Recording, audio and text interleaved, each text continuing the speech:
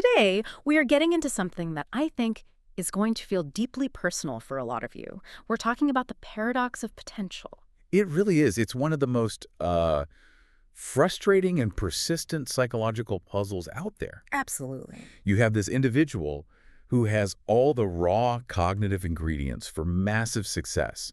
They were probably identified as gifted early Oh, on. you gifted kid. Exactly. Yet years later, they find themselves completely stalled, overwhelmed, or just, perpetually underachieving compared to what everyone, including themselves, thought they could do.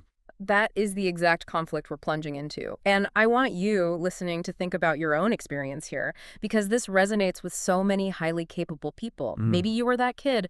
School was, well, frankly, it was insultingly easy. You didn't just learn the material, you saw the whole system behind it, almost instantly. Without much effort at all. None. And you were constantly praised for it. Teachers, parents, everyone telling you how special, brilliant, or even a genius you were. So you start to operate with this psychological expectation that life would be the same, that your talent was a kind of fast pass, A cheat code. a cheat code. That's a perfect way to put it. Yeah. A guaranteed ticket to a successful, meaningful life. And then, of course, real life happens. And now, maybe you're 28, maybe you're 40, maybe 55, it doesn't matter. Things look very, very different. You start looking around. You do. You look at your peers, the ones you barely noticed in school, the ones who really had to struggle, who worked so hard for a B or a C. Yeah. And they're the ones building things. They have discipline, they're launching businesses, they're just consistently showing up and making tangible progress. And that creates this deeply unsettling feeling inside, this dissonance. Totally. You, the person with the, superior cognitive toolkit, Yeah. feel like you're making the least amount of progress. You're just stuck in neutral. The sources we looked at describe this feeling perfectly. It's like having a super powerful engine inside your chest, that high IQ, that incredible processing power. But the car just won't drive. The car just won't drive. You rev the engine all the time with new ideas, new plans, but you're not moving. And it feels incredibly unfair. It leads to this huge amount of frustration and often a lot of shame. Which brings us to the mission of this deep dive. We want to unpack a really hard truth here, which is that your high intelligence is often the very architecture of the invisible cage you feel trapped in. That's a crucial point. It's not that you're failing in spite of being smart. You might be failing because of how your intelligence developed. So this is what you'd call high potential underachievement. Right, or the smart but stuck phenomenon. It's a failure that's rooted not in your capability, but in these specific maladaptive psychological structures that high intelligence can foster, especially when it's not paired with the right emotional development. So that's the cage we're going to dissect, and we're going to look at three major psychological traps that come from this. First up, we'll tackle that fragile ego and the fear of effort that comes with it. The need to protect your identity. Exactly. Then second, we'll get into analysis paralysis, which is when that powerful brain gets caught in a mental simulation trap. Constantly thinking, never doing. And finally, the third trap, the dopamine-driven addiction to novelty, which leaves you with a really low tolerance for the necessary, boring grind. Okay, so let's unpack this, because from everything we've read, the trouble starts really early. It starts with how we even define being smart. That's absolutely right. The psychological infrastructure of the adult underachiever is almost always laid down in those early years. It's all about the feedback loops. Between the kid's ability and how the world responds to it. Exactly, the environment's response. And the sources talk about something called the semiotics of praise, which I found fascinating. When everything came easily to you, you were always praised for the trait. People would say, you were so smart, or you're a genius. They praised the outcome, the what, but they never praised the process. Well, because there was no visible process to praise. Right, there was no effort. And that's a subtle but honestly a devastating distinction. Praising the trait creates this psychological dependence. The child starts to equate their entire self-worth with that label. I am special because I get things instantly. So they become addicted to that validation. Completely. Addicted to that hit of pride that comes from being the person who just gets it. And that breeds a very, very fragile ego, even if, on the surface, they seem incredibly confident. They're walking on eggshells around their own identity. Perfectly put. And this is the core mechanism behind Dr. Carol Dweck's work, which the sources all point to as the kind of foundational pathology here. The fixed mindset. The fixed mindset. Can you just quickly break down the difference in this context between a fixed and a growth mindset? Sure. So The fixed mindset is this internalized belief that intelligence and talent are static. Yeah. They're innate. You're born with a certain amount, and that's it. What you have is what you get. Right. A growth mindset, on the other hand, sees ability as something malleable, something that grows through effort, through practice, through trying different strategies.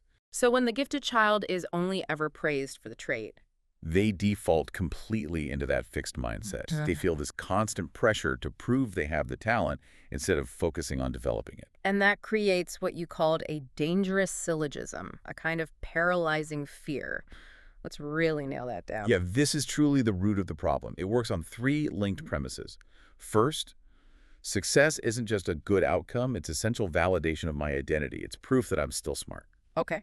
Second, and this is the real kicker, effort is inversely proportional to intelligence. Meaning, the more you have to try. The less smart you must actually be. Because if I was a real genius, it would be easy. Oh, wow. If I have to spend 3 hours on this email, then I'm not a genius. A genius would do it in 3 minutes. Precisely. The need for effort implies a deficiency in the trait itself. And that leads to the third, fatal conclusion. Therefore, failure, or even just a big struggle, is not a learning A opportunity. catastrophe. It's an identity catastrophe because the smart label is gone. And for them, that's their entire self-worth. So when this person hits a wall as an adult, a messy project, a complex relationship, anything that takes real work, that first real struggle must feel like a physical punch. It does. It's interpreted as this unambiguous signal that the magic switch, the innate intelligence, has just been turned off. And that's terrifying. For the fixed mindset individual, it's terrifying. It's not seen as a normal part of growth. It's seen as proof that they're defective, or even worse, that they were a fraud all along. So that anxiety has to be managed somehow, and the fragile ego kicks in with all these avoidance behaviors. Immediately. Yeah. It has to protect that core identity, that high score. Right. We see these classic defensive strategies. Think about being in a high-stakes meeting. You have an idea, it's maybe 80% baked, but you stay quiet. Why? Because he'd rather say nothing than risk being wrong. Exactly. Because being wrong feels like a referendum on your intelligence. The core identity must be preserved at all costs. And meanwhile, the person sitting next to you, maybe not as quick, blurts out their half-baked idea.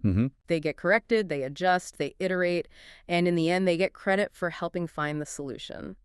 They're playing the game of contribution, of learning. While you, the fixed mindset person, were just trying to protect your identity. And you end up losing on time. You let others surpass you simply because they were willing to act. Which can lead to the most extreme version of this, what the sources call identity foreclosure. That's the full retreat. The individual just pulls back entirely. They won't apply for the challenging job they secretly want. They'll bail on a relationship right when the real work starts. And the rationalization is key here, isn't it? It's critical. They tell themselves, I'm not really trying, so I didn't fail. It's self-sabotage, but it's designed to preserve the fantasy of unlimited potential. I am smart, I just chose not to engage fully. If I quit before I finish, I can always believe that. It's a harsh truth, but I think a lot of people listening will recognize that exact thought process. Oh, absolutely. So what did those other kids, the ones who struggled in school, what did they gain that the gifted child missed out on? They gained what we can call an emotional callus, and that is their secret superpower. An emotional callus. I like that. They had to deal with confusion, with cognitive friction, with frustration every single day just to keep up. So through years of exposure, they learned that confusion isn't a signal that you're defective. It's just the first step. It's the normal, expected first step to learning anything worthwhile. They normalized the struggle. They built deep frustration tolerance. The gifted child missed that entire developmental window. Which leaves them, well, pretty ill-equipped. Developmentally ill-equipped for a world where raw intellect isn't enough. And what's fascinating here is the role of asynchronous development. It's not just a mindset problem. No, it's a maturity mismatch. This is a key insight from the clinical literature. High IQ individuals often develop asynchronously. Their cognitive abilities, their logic, their abstract thought can far outpace their emotional maturity. So you could have the analytical power of a PhD. But the coping mechanisms of a middle schooler, That's a recipe for disaster. it is. When they inevitably hit the wall of complexity, a first job, a tough university course, they just crash. They have this Ferrari engine, their IQ, but they have bicycle brakes for emotional regulation and a really fragile suspension for resilience. And raw intellect alone just can't navigate that. You can't. The high intelligence lets them see all the complexity, but they just don't have the emotional tools to manage the stress and frustration that comes with it. And that leads us perfectly into the next section. That need to protect the ego, that fear of an identity catastrophe. It pushes the brain towards its next defense mechanism, the safety of endless planning. This is where it gets really interesting. Let's dive into the second major trap, analysis paralysis. Your high intelligence makes you a supercomputer, but you're running a simulation that keeps you completely frozen. The high IQ brain is, by its nature, a potent predictive machine. It excels at what cognitive scientists call mental time travel. What's up? It's the ability to project yourself into all these hypothetical futures to assess potential outcomes. It's what makes high intelligence so powerful, but when you aim it inward without any external feedback, it becomes debilitating. So what's happening in the brain when someone is stuck just thinking about starting something for years? What's at the mechanism of this over-simulation? Well, when the person considers an action, let's say starting a new business, their brain instantly generates this massive branching decision tree of possible futures. Okay. But here's the problem. That simulation is naturally biased toward negativity. The human brain is primed to detect threats, not opportunities. It's a survival mechanism. So you're not just daydreaming about signing a big client. You are intensely simulating market failure, legal risks, a recession in 2 years, what your old boss will say if you fail. You see all the risks, Yeah. and you see them with incredible clarity and intensity, and seeing all those possible negative branches while it feels like you're being diligent. It just leads to cognitive overload. Catastrophic cognitive overload. The sheer volume of variables just overwhelms the prefrontal cortex, and you freeze. The only path that feels safe is the one where you don't start at all. This sounds exactly like what the sources call the chess master fallacy. It's the perfect analogy. The intelligent person acts like a chess master trying to see 15 moves ahead, anticipating every single counter move. Which is great for chess. Superb for chess, a controlled game with zero ambiguity. But life isn't chess. The rules are ambiguous, the board is always changing, so the individual waits, paralyzed, for the perfect zero-risk opening. Which never comes. It never comes. And unlike in chess, in life the clock is ticking. They lose on time because they fundamentally confuse simulation with action. And they use their own intelligence against themselves here, building what you called a high wall of research. Yes, it feels so productive, doesn't it? But it's really just a stalling tactic. Oh, I know this feeling. You spend days researching the best software, perfecting the mission statement, doing everything but the actual thing. It's the illusion of forward momentum. You're building this perfect 10-year plan that will never, ever start because it's designed to prevent action until all risk is gone, which is impossible. The sources have a pretty harsh term for this feeling of productive thinking without any actual output. They do. They call it mental masturbation. Right. It's a term used to describe that state where the brain is running fast, engaged in complex thought, and it creates this rush, this feeling of brilliance. But because there's no real-world output, it's ultimately, futile. The brain is just entertaining itself. And neuroscientifically, this is about being trapped in the default mode network, a DMN. Yes. The DMN isn't inherently bad. It's crucial we say that. Okay, so when does it cross the line from helpful to harmful? The DMN is the brain system that's active when we're not focused on an external task. It governs self-reflection, memory, and that mental time travel we talked about. Yeah. Highly intelligent people often have really high connectivity in their DMN, which is great for creativity. But when anxiety or self-doubt are in the mix, which is common for the smart but stuck person, the DMN turns into the brain's worry engine. Oh. It just cycles endlessly through rumination, replaying past failures, simulating future catastrophes.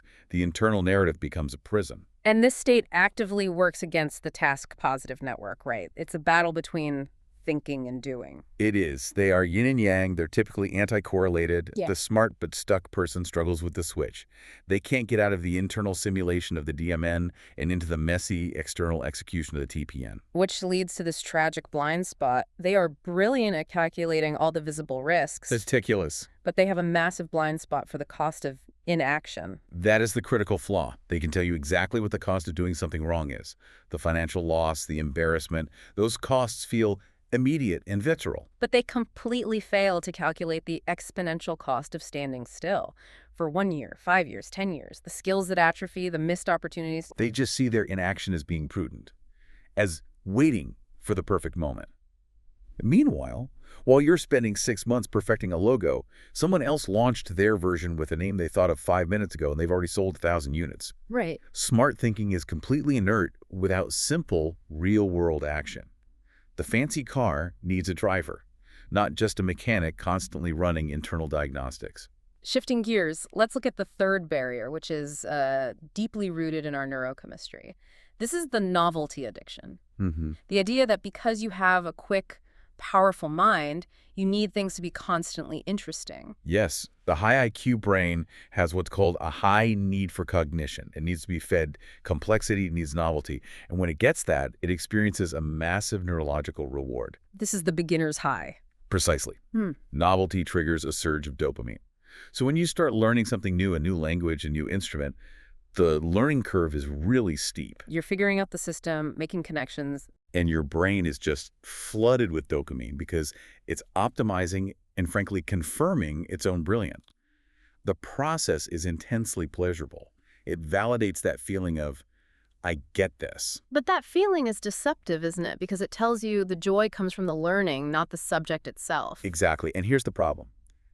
Every single worthwhile pursuit eventually stops being new and exciting. The task inevitably shifts from the intellectually stimulating work of figuring out the system. To the repetitive work of operating the system. It becomes the grind. And that sudden drop in cognitive stimulation is a real shock to the system. It's not just boredom. No, it's experienced as a form of neurological withdrawal. The brain is used to that high level of dopamine, and when it drops to the flat baseline of routine, it registers as displeasure. The sources used a great analogy for this, the difference between falling in love and staying married. It's perfect. Anyone can fall in love. It's exciting, chemical, it's fueled by novelty. But staying married, that requires doing the dishes, paying the bills, doing the simple, boring, repetitive work of maintenance. And the gifted individual loves the idea, the falling in love part, but they hate the marriage. They hate the boring work. True mastery requires practicing the same scales over and over, writing the 10th draft of the same copy. And this is the moment they quit. This is the quit response. This is what generates the graveyard of potential. The drop in stimulation triggers what we call serial quitting. And they rationalize it. Of course, with that same fixed mindset logic. Okay, I get it. I understand the concept. I could totally do this if I wanted to. And they abandon the project right when they've gotten the ego boost of understanding it, but before they do the boring work of mastering it. So they collect all this potential value, half-learned skills, unfinished projects, brilliant ideas. But they never capture realized value, completed products, finished businesses, actual mastery. They're addicted to the learning part, not the finishing part. And it comes from a lower tolerance for cognitive underload. Right. They think repetition is for people who didn't get it the first time. They miss the point that repetition isn't about understanding the concept. So what is it about? Why is the boring part so essential? It's about making the action automatic. It's about synaptic consolidation. Okay. Think of it like paving a road. When you first learn something, you have a dirt path. Your brain knows the route, but it takes conscious effort to navigate. But every time you repeat it, You're paving that path with neural concrete, you're building a neural highway, you're shifting the skill from the effortful prefrontal cortex down to the subconscious automated parts of the brain. so you don't even have to think about it anymore. That's the goal. That boring work is the secret door to top-level performance. True mastery is the automation of complex skills. So if we connect this all to the bigger picture, we have to talk about the hidden variables, because for a lot of the smart but stuck population, it's not just a mindset issue. There's an underlying neurocognitive difference that's being masked. This brings us to a really critical clinical concept, twice exceptionality, or 2E. Twice exceptional. It refers to individuals who are intellectually gifted, often with extremely high IQs, but who also have a specific and often undiagnosed neurodivergence. Most frequently ADHD or elements of the autism spectrum. So the high intelligence is essentially acting as a camouflage. An incredibly effective one. It acts as a compensatory mask for underlying executive dysfunction. A child might have profound deficits in organization, sustained attention, time management. But they can just brute force their way through it. They can. They use their rapid processing speed and high working memory to pull off these last-minute heroics. The classic example being the student who writes an A-grade paper the night before it's due. That's the one. They rely on hyperfocus and sheer processing speed. Yeah. And that strategy works brilliantly in the structured short-term environment of school. But it fails catastrophically in adulthood. Why? Because adult life cannot be brute forced. It requires long-term consistency, sustained planning, managing complex logistics. When the demands for sustained executive function exceed the capacity of raw IQ to bridge that gap, the whole structure just collapses. And because they have this history of success, this gifted label, no one thinks to look for something like ADHD. Which leads to them internalizing the failure as a moral one. I'm just lazy. I'm lazy, I lack discipline, I'm a failure. And that shame cycle just degrades performance even further because they're fighting a neurological deficit with willpower, which is an inexhaustible resource. So it's crucial to separate intelligence from executive function. Absolutely. Intelligence is the engine, the raw horsepower. Executive function is the steering, the transmission, the clutch. It's things like task initiation, just starting working memory, emotional regulation. The 2E adult has a Ferrari engine with a wobbly steering wheel. Which brings up another question. How does this fixed mindset and fear of failure manifest in high-stakes adult situations? It shows up as clinical perfectionism, often paired with something called eticophobia, which is the debilitating fear of failure. And we need to be clear, this is not the same as having high standards. Not at all. Clinical perfectionism is a defense mechanism of that fragile ego. It's characterized by setting inflexible, unrealistically high standards, and then basing your entire self-worth on achieving them. So it's not about doing great work. No. It's about avoiding the shame of doing imperfect work. Where's the line, then, between healthy high standards and pathological perfectionism? The line is flexibility and self-worth. Someone with high standards sees a mistake as external data, a point for correction. The clinical perfectionist sees a mistake as internal evidence of defectiveness, an identity indictment. If they get a 9 out of 10, they only see the one they missed. And their self-worth crashes. It's totally paralyzing. They get caught in what's called the all-or-nothing filter. Anything short of flawless is a total failure. A catastrophe. And because the brain can't tolerate that level of anticipated shame, they refuse to tolerate the messy middle of the creative process. The rough drafts, the prototypes, the first version has to be perfect. Which creates the paralysis paradox. The people with the highest standards produce the least amount of work. Their output is zero. They would rather produce nothing than risk producing something imperfect that exposes their perceived flaw. And this leads to self-handicapping, using procrastination as a shield. It's the ultimate Edo defense. By leaving a task until the last minute, they guarantee they won't have enough time to do it perfectly. So if they fail, They can blame the lack of time. exactly, they create a safe failure. It preserves the fantasy of their unlimited potential. I could have done it, I just ran out of time. Yeah. It's psychologically safer to be the person who could have written the great novel than to actually finish it and expose it to the judgment of reality. Wow. Okay, this has painted a powerful, maybe even a bleak picture of this trap. But this is where we pivot. You don't need to become less smart. You need to take that intelligence and point it in a completely different direction, away from self-protection and toward execution. So, remediation. Let's start with strategy 1, the fool archetype and permission to be bad. Remediation is all about rewiring your relationship with effort and failure. And to do that, you have to intentionally reintegrate what's called the fool archetype. The fool. In psychological terms, the fool represents the starting point. Naive, playful, and crucially, willing to look ridiculous for the sake of the journey.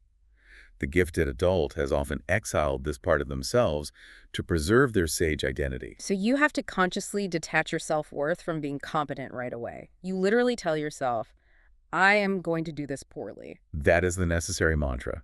Your goal has to shift from a performance goal, which is about proving your ability, to a learning goal, which is purely about acquiring a skill. So mistakes become detoxified. They're no longer identity indictments. They're just data points for optimization. It's like the bike analogy. When you first rode a bike, you fell, you wobbled, you looked clumsy. But you didn't quit because you weren't a bike genius. You just got back on. You have to be willing to fall again. And you can deliberately practice this feeling of incompetence. Take up something where you have zero natural talent. Juggling, a hip-hop class, improv comedy. Do it specifically to normalize that feeling of awkwardness, to build the failure tolerance you missed as a kid. Okay, strategy 2 tackles analysis paralysis head-on with the do it badly heuristic. This is all about lowering the mental barrier to entry to the absolute floor. Perfectionism requires this massive activation energy, The do it badly rule just removes the wall entirely. So you force yourself to take an action that is intentionally imperfect. Give us some examples. If you need to write a presentation, write the ugly draft. Full of typos, bad grammar, just get it down in 30 minutes and commit to not fixing it. If you want to start a business, launch the website with a design you hate. The goal isn't quality. The goal is motion, output. It's about behavioral activation. Action has to come before motivation, not the other way around. You're making the bar so low that you can't fail to start. Exactly. You cannot steer a parked car. You have to start moving, even poorly, so your powerful brain can finally do what it does best. Steer and course correct. You need data from the real world, not just your internal simulation. And this increases your feedback velocity, shortening the loop between an idea and a real-world result. Feedback velocity is the currency of the real world. The person who launches an imperfect product in 2 weeks and gets customer feedback is miles ahead of the person who spends 6 months perfecting a product nobody wants. All right, on to strategy 3, which is about starving that novelty addiction using commitment devices. This is all about metacognition, about recognizing that itch to quit for what it is. When you feel that drop in dopamine, that surge of boredom, you have to see that feeling as the necessary barrier to success. It's the wall that separates amateurs from pros. You have to stay with the boring feeling. You have to commit to a boring period. Use a commitment device. Yeah. A strict, non-negotiable rule. I'm not allowed to start any new course, any new book, any new project until I finish the one I'm on. That forces your brain to stay put. It trains your brain to prioritize completion over novelty. And, crucially, you have to reframe the feeling of boredom itself. How? Reframe it not as a lack of value, but as the feeling of traction. See it as the physiological signal that synaptic consolidation is happening, like muscle soreness after a workout. Boredom indicates neural growth. Oh. You have to learn to crave that feeling of steady, boring progress. And for those dealing with those 2E issues, where it's not just mindset, but a neurological weakness, strategy 4 is essential: externalizing support. Yes. If your internal executive function is weak, you must externalize it. Relying on willpower alone is a guaranteed path to failure and shame. So first step is environment design. Modifying your physical world. To reduce friction for good habits and increase it for bad ones. If you struggle to start a task, put the materials right in your line of sight. If you struggle with focus, unplug the TV. You're building guardrails into your environment. What about that clutch won't engage problem, just starting? Tools like body doubling can be incredibly powerful. Just working alongside someone else, even silently, can engage the social brain to help with focus and initiation. You can also use physical tools, countdown timers, whiteboards, to make abstract concepts like time and tasks more concrete. This also means breaking the seal of hyper-independence. Absolutely. Yeah. The gifted adult feels immense shame asking for help. They believe they should be able to do everything effortlessly and alone. This hyper-independence just leads to burnout. They have to realize success is collaborative. They do. They need to seek out mentorship, accountability partners, coaching. And finally, for the clinical perfectionism, there are specific protocols from cognitive behavioral therapy, specifically exposure and response prevention, or ERP. Exposure and response prevention. Sounds intense. It's intensely effective. You intentionally and systematically introduce small, controlled mistakes, the very things that trigger your anxiety, and then you prevent yourself from correcting them. Like sending an email with a typo on purpose. Exactly. Or wearing mismatched socks, or leaving one dish unwashed. You expose yourself to the fear that the world will end, and you prove over and over that the catastrophe you fear doesn't happen. It desensitizes the brain's error signal. It teaches the perfectionist that imperfection is survivable. It's not a catastrophe. It's just life. So after all of this, what does it all mean? We've covered so much ground, from the fragile ego and the praise we get as kids to these deep neurocognitive traps. The synthesis is really this. The core pathology is confusing your identity, I'm smart, with the process, I do the work. The struggle you feel is the sound of a powerful engine, disconnected from the wheels, just revving destructively in neutral. All that heat and noise, but no movement. Exactly. So the journey out of this cage isn't an intellectual one. You can't just think your way out of it. No, it's experiential. It requires the deliberate, really uncomfortable dismantling of that ego, stepping down from that pedestal of specialness and entering the messy, frightening arena of the beginner over and over again. Intelligence is a multiplier of effort, not a substitute for it.